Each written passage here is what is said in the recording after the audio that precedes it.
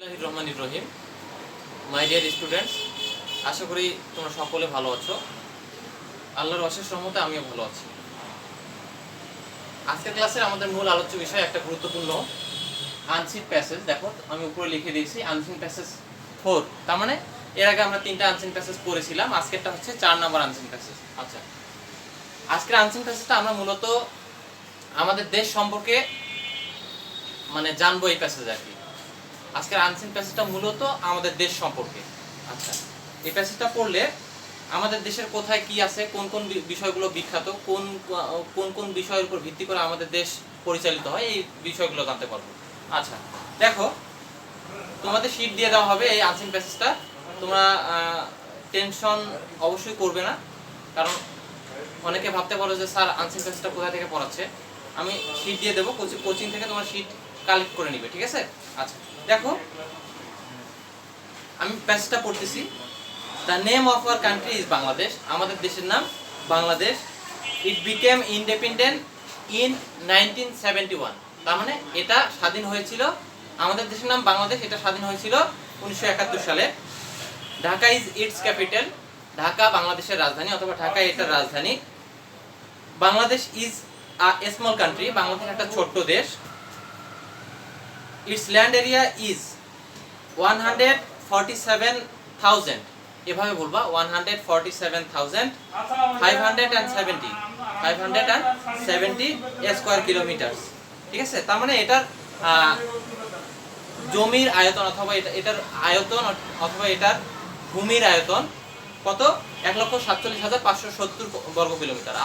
আসলে এটা একটু আপডেট হয়েছে, হ্যাঁ, তোমাদের বইয়ে এটাই দেওয়া আছে, আমি এটাই দিচ্ছি। হ্যাঁ, তোমাদের আপডেটটা জানা দরকার। 1,47,610 বর্গ কিলোমিটার, এটা হচ্ছে বর্তমান আপডেট। হ্যাঁ, বর্তমানে আমরা আমাদের দেশের আয়তন এতটুকু পাচ্ছি, 1,47,570 নয়, 610 বর্গ কিলোমিটার। আচ্ছা, এরপরে দেখো, but it has a big population. কিন্তু এটার আছে একটা বিশাল জনসংখ্যা। তার মানে আমাদের দেশে অনেক বড় একটা জনসংখ্যা আছে, তার মানে অনেক লোকজন থাকে আমাদের দেশে। আচ্ছা, এরপরে দেখো, বাংলাদেশ ইজ মেইনলি, আমি একটা লাইন ছেড়ে গেছি, দেখো, about 140 million people live here. তার মানে এই আমাদের দেশের যে আয়তন 1,47,570 অথবা 610 বর্গ কিলোমিটার, এই আয়তনের মধ্যে দেখো about 140 million people live here. তার মানে 140 মিলিয়ন লোক প্রায় বসবাস করে। তার মানে প্রায় এখানে 16.5-17 কোটি লোক, তাই না? আচ্ছা, এরপরে দেখো, Bangladesh is mainly an agricultural country. Bangladesh মূলত একটা কৃষি প্রধান দেশ। It's main crops are jute, rice, sugar কেন অ্যান্ড টি। তার মানে এটার মূল যে ফসল সেটা হচ্ছে পাট, ধান এবং সুগার কেন বলতে মূলত আখকে বোঝায়, আর টি বলতে চাকে বোঝায়। তাহলে এটার মূল ফসল হচ্ছে ধান, পাট, আখ এবং চা। আচ্ছা, এরপরে দেখো, many kinds of fruits also grow here. তার মানে অনেক ধরনের ফলও এখানে জন্মে, অথবা অনেক ধরনের ফল এখানে ফলে।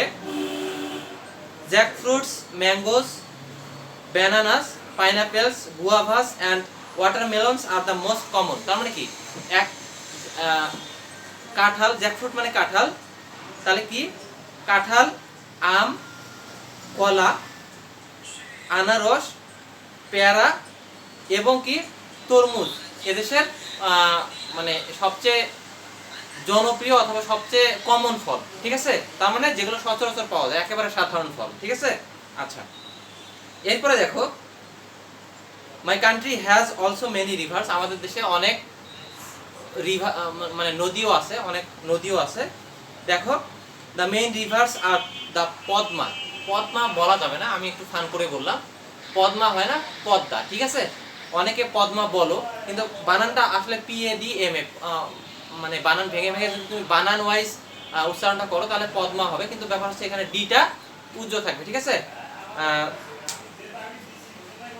এখানে PADMA মূলত পদ্মা হবে, ঠিক আছে? তাহলে পদ্মা হবে। দ্য মেঘনা অ্যান্ড দ্য যমুনা, পদ্মা, মেঘনা, the Jamuna and the Karnaphuli. তার মানে আমাদের প্রধান প্রধান নদীগুলো হচ্ছে পদ্মা, মেঘনা, যমুনা এবং কর্ণফুলী। আচ্ছা, এরপরে দেখো there are many varieties of fishes, there are many varieties of fish in this river. তার মানে এই নদীগুলোতে অনেক ধরনের মাছ থাকে, মাছ আছে এটাও বলতে পারো। We have many interesting places, তার মানে কি আমাদের অনেক গুরুত্বপূর্ণ দর্শনীয় স্থানও আছে, অথবা গুরুত্বপূর্ণ জায়গা আছে, স্থান আছে। The Sundarbans, Rangamati and Cox's Bazar are very attractive. তার মানে কি সুন্দরবন, রাঙামাটি এবং কক্সবাজার হচ্ছে খুব বেশি আকর্ষণীয়। আচ্ছা, এরপরে দেখো the royal Bengal tiger lives, the royal Bengal tiger lives in the Sundarbans. তার মানে কি সুন্দরবনে রয়্যাল বেঙ্গল টাইগার বাস করে। তার মানে কি রয়্যাল বেঙ্গল টাইগার বলতে আমরা আমাদের যে বাংলাদেশের জাতীয় পশু সেটাকে বুঝি, বাঘকে বুঝি।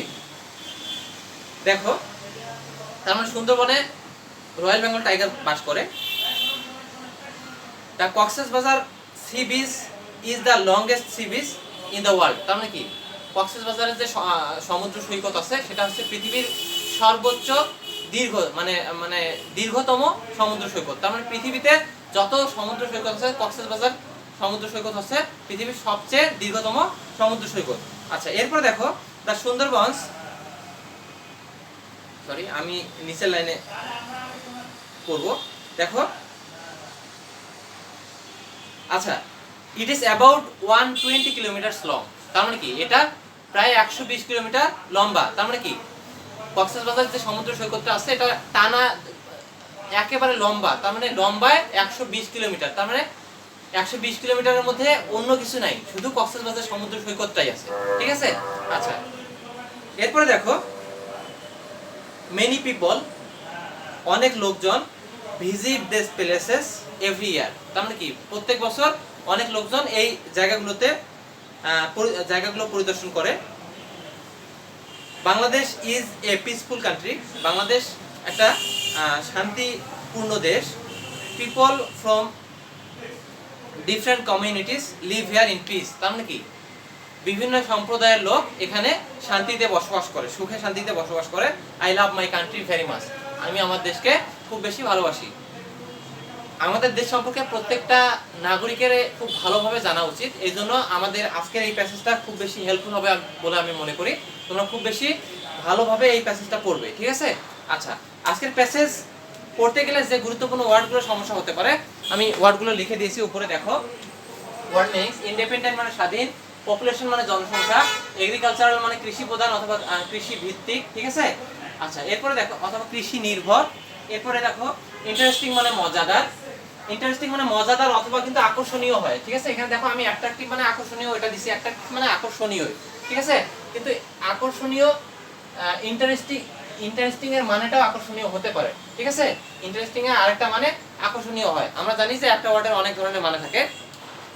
আচ্ছা, এরপর দেখো পিসফুল মানে শান্তিপূর্ণ, কমিউনিটি মানে সম্প্রদায় অথবা বিভিন্ন মানে লোকজনের সমষ্টি। হ্যাঁ, অনেক একটা কমিউনিটি বলতে মূলত একটা এলাকার একটা নির্দিষ্ট এলাকার লোকজনকে বোঝায়, ঠিক আছে। আচ্ছা, গুয়াভা মানে পেয়ারা, তোমরা জানো গুয়াভা মানে পেয়ারা, তারপর আমি লিখে দিয়েছি। এরপর দেখো ভ্যারাইটিস মানে নানা রকমের অথবা নানা ধরনের। হ্যাঁ, আচ্ছা, আজকের এই আনসিন প্যাসেজটা যে কোশ্চেনগুলো আছে এই কোশ্চেনগুলো একটু আলোচনা করে দিই আমি। দেখো তোমরা 5, 6, 7 এর মধ্যে তোমাদের জন্য খুবই কঠিন মনে হয় 7 নম্বরটা কোশ্চেনের আনসার করা সিস্টেমটা। আমি 5 আর 6 পড়ে দিব না, তারপরে একটু 5টা পড়ে দিই, দেখো তোমাদের একটু সুবিধা যদি হয়। দেখো 5টা কি আছে, ফিল ইন দ্য গ্যাপস, তাই না। আচ্ছা, দেখো প্রথমে ওয়ার্ডগুলো পড়ে নিতে হবে। এগ্রিকালচারাল মানে কৃষি প্রধান অথবা কৃষি ভিত্তিক, লিভ বাই তার মানে জীবিকা নির্বাহ করা। গ্রোস মানে কি, গ্রোস মানে হচ্ছে ফলানো। আচ্ছা, পিস মানে শান্তি। 120 মানে 120, তোমরা তো জানোই। এটাকে অন্যভাবে বলতে পারো যে 120। লিভ অন মানে বেঁচে থাকা, ঠিক আছে। আচ্ছা, এরপরে দেখো গ্রো মানে কি, গ্রো মানে ফলানো। 40, তার মানে 140। আচ্ছা, এগুলোর মধ্যে দেখি আমরা কোথায় কোথায় কোনটা বসে। হ্যাঁ, এর আমরা দেখো most of the people of our country, এখানে কি হবে, লিভ বাই হবে, তার মানে লিভ বাই এগ্রিকালচার, তার মানে আমাদের দেশের অধিকাংশ লোক কৃষির উপর নির্ভর করে জীবিকা নির্বাহ করে। আচ্ছা, এরপর দেখো various kinds of crops and fruits, এখানে কি হবে, গ্রো ইন আওয়ার, আচ্ছা গ্রো ইন বাংলাদেশ এটা হবে। এরপর দেখো Cox's Bazar sea beach is about 120 kilometre, সেটা হবে 120 হবে এখানে। Bangladesh is mainly an dash country, agricultural country হবে। এরপরে দেখো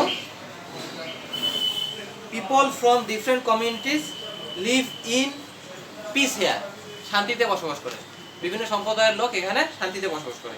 6 নম্বর পড়ে দিলাম না, এটা তোমরা পারবে, একেবারে সহজ আছে। 7 নম্বরে চলে যাই আমি। দেখো 7 নম্বরের এ কি আছে, আমরা জানি যে 7 নম্বরটা হচ্ছে কোশ্চেনের আনসার করতে হয় আমাদের।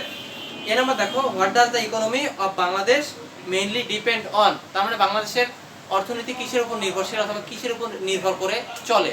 আচ্ছা, এখানে দেখো আমি লিখে দিয়েছি the economy of Bangladesh mainly depends on agriculture. আচ্ছা, এরপর দেখো বি নাম্বার দেখো how do you feel about your country, তুমি তোমার দেশ সম্পর্কে কি ভাবো অথবা কি ফিল করো, কি অনুভব করো বলো তো। আমরা আমাদের দেশ সম্পর্কে গর্ব অনুভব করি। আমরা আমাদের, যদিও বা আমাদের দেশটা বলা চলে যে গরিব দেশ, হ্যাঁ, এখানে উন্নয়নশীল দেশ বলা যেত, কিন্তু ব্যাপার হচ্ছে আমরা কিছুদিন আগে উন্নয়নশীল ছিলাম, কিন্তু ইদানিং আস্তে আস্তে আমাদের উন্নয়নশীল লেভেলটা কমে এসেছে, হ্যাঁ, করোনা ভাইরাসের জন্য। দেখো তাহলে আমি কি ফিল করি এটা লিখে দিয়েছি। দেখো in spite of having a big population, মানে আমাদের দেশে বিপুল জনসংখ্যা থাকা সত্ত্বেও I am very proud of my country, আমি আমার দেশ সম্পর্কে খুবই গর্বিত। I love my country very much, আমি আমার দেশকে খুব বেশি ভালোবাসি। আচ্ছা, এরপরে দেখো C number how can we say that Bangladesh has a big population, আমরা কিভাবে বলতে পারি যে বাংলাদেশে জনসংখ্যা অতিরিক্ত বেশি, মানে Bangladesh has a big population মানে কি, বাংলাদেশের জনসংখ্যা অনেক বেশি, বিগ পপুলেশন বলতে অনেক জনসংখ্যা। আচ্ছা, এটা কিভাবে বলতে পারো, কারণ হচ্ছে ছোট্ট দেশ, অনেক অনেক বেশি লোক, তাহলে তুমি এভাবে বলতে পারো যে in Bangladesh about 140 million people live in an area of 147,570 square kilometre, ঠিক আছে। তার মানে কি বলবো তুমি, যে বাংলাদেশে 140 মিলিয়ন লোক বাস করে, অথচ বাংলাদেশের আয়তন হচ্ছে 1,47,570 বর্গ কিলোমিটার, ঠিক আছে। এই জন্য আমি বলতে পারি যে এত 1,47,570 বর্গ কিলোমিটার কিন্তু অনেক ছোট একটা জায়গা, ঠিক আছে। আচ্ছা, আমরা জানি যে আমাদের পাশের দেশ যেটা ভারত, ঠিক আছে, ভারত তো কিন্তু আমাদের দেশের তুলনায় অনেক বড়, ঠিক আছে। আচ্ছা, এরপরে দেখো নেপালেও কিন্তু জনসংখ্যা কম, কিন্তু অথচ নেপালের আয়তন আর বাংলাদেশের আয়তন প্রায় সেম, ঠিক আছে, একই ধরনের। আচ্ছা, এরপরে দেখো so Bangladesh has a big population, সুতরাং আমরা বলতে পারি যে বাংলাদেশে একটা বিশাল জনসংখ্যা আছে। আচ্ছা, এরপরে দেখো D number how do the rivers of our country help in our economy, আমাদের দেশের অর্থনীতিতে আমাদের দেশের যে নদীগুলো এগুলো কি ভূমিকা রাখে, দেখো তো কিভাবে আমাদের নদীগুলো আমাদের দেশের অর্থনীতিতে ভূমিকা রাখে। আচ্ছা, এখানে দেখো the rivers provide us with many varieties of fish, তার মানে কি নদীগুলো আমাদের নানা ধরনের মাছ দেয়। They also help us in carrying passengers and goods, তার মানে কি তারা পাশাপাশি আমাদের প্যাসেঞ্জার মানে কি যাত্রী বহন করতে সাহায্য করে, নৌকার মাধ্যমে, কি বলে বোট, শিপের মাধ্যমে, শিপ মানে হচ্ছে জাহাজের মাধ্যমে, ঠিক আছে, স্টিমারের মাধ্যমে আমরা এক জায়গা থেকে অন্য জায়গায় যাত্রী বহন করি এটা। অ্যান্ড গুডস বলতে আবার তোমরা ভালো বুঝিও না, গুডস মানে হচ্ছে পণ্য। আমরা জানি যে ইংরেজির এক একটা ওয়ার্ড এক এক জায়গায় গিয়ে এক এক ধরনের অর্থ দেয়। এখানে দেখো আগে আমরা যেটা মানে ভালো বুঝতাম, GOOD, গুড মানে হচ্ছে ভালো, আর এখানে দেখো একটা এস যোগ করা হয়েছে, এসটা যোগ করার কারণে এখানে গুডস হয়েছে। এই গুডসের কারণে তোমরা এটার মানে মালামাল বা পণ্য বুঝবে, ঠিক আছে। আচ্ছা, এরপরে দেখো goods from one place to another place, আচ্ছা তার মানে এক জায়গা থেকে অন্য জায়গায় মালামাল নিয়ে যেতে নদী সাহায্য করে। Thus they help our economy, এভাবে নদীগুলো আমাদের ইকোনমিকে সাহায্য করে অথবা আমাদের অর্থনীতিকে সাহায্য করে। আচ্ছা, এরপরে দেখো make a list of 3 fruits, তার মানে কি 3টা ফলের লিস্ট করো অথবা তালিকা তৈরি করো। লিস্ট মানে তালিকা।